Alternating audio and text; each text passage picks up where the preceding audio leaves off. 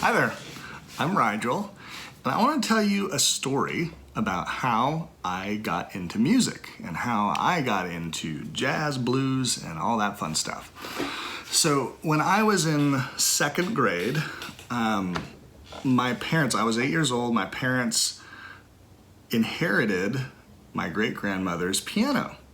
And we brought it into the second story of our house, and I started kind of playing around on it and playing things that I heard. So probably the first thing that I learned how to play was the NPR theme song.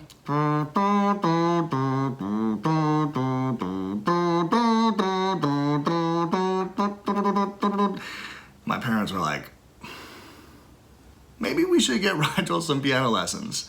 So they signed me up for the kind of traditional classical piano lessons. And I started taking, playing things like Fear Elise. And, but the problem is I wasn't learning what was on the page. I was learning roughly what was on the page, kind of combined with what I was hearing in my head. And for a teacher, I can imagine that would be kind of frustrating, but my teacher was super generous and just had a heart and a willingness. And she decided to bring another teacher into my lesson, Overton Berry. And Overton, he was a jazz musician, and he showed up one day in my lesson and he said, bring your tape recorder because I'm going to teach you something. So he taught me what's called a Latin montuno. And a Latin montuno is just a repetitive chord progression, just goes back and forth. And it can be very simple or very complex, but he taught me this. And he said, get out your tape recorder. And so I hit record and he played.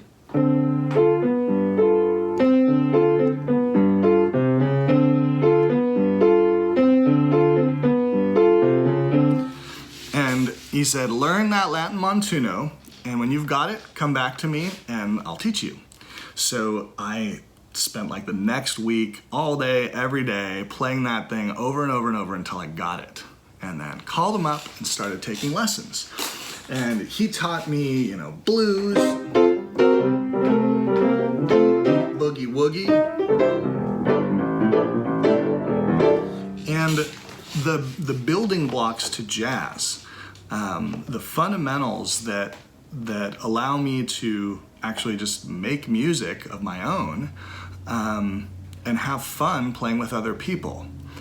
And I learned how to make chord charts and read chord charts. And, this was like 4th, 5th, 6th grade. I was on this trajectory of like loving the piano, and all my other friends who had started taking around the same time were like burned out and maybe a little bit of post-traumatic stress around like recitals and anxiety. And, they would walk into a house with a piano and kind of like veer away from the piano area. And I would walk into a house and like walk straight to the piano because I had to touch the piano. And I'm still like that today. If I walk into a house that has a piano, like I just feel really uncomfortable until I can put my fingers on its keys.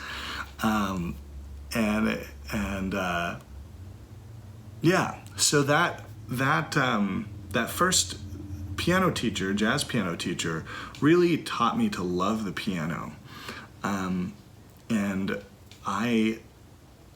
I want to be that person in your life, because I think teaching the love of the piano first, instead of like jumping right into scales and notes and the theory, creates a positive attachment that will lead to a lifetime of creativity and opportunities.